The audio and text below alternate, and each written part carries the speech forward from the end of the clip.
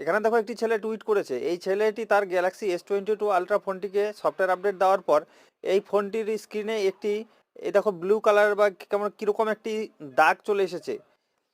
এটি প্রত্যেকটি স্যামসাংয়ের ফোনে এরকম হচ্ছে। তো দয়া করে আপনারা এই স্যামসাংয়ের ফোনগুলিকে সফটওয়্যার আপডেট আসার সঙ্গে সঙ্গে আপডেট দিবেন না।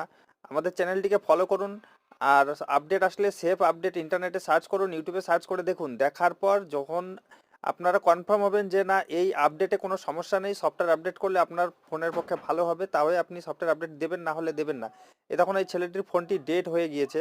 এই ফোনটি একটি বুট লুপে চলে গিয়েছে, যার জন্য এই পাওয়ার বাটন চিপে ধরলে এই ফোনে শুধু এই স্যামসাং গ্যালাক্সি লেখাটি আসছে, আবার কিছুক্ষণ পর চলে যাচ্ছে, কিন্তু ফোনটি অন হচ্ছে না। এইভাবেই কন্টিনিউ এরকমই হচ্ছে।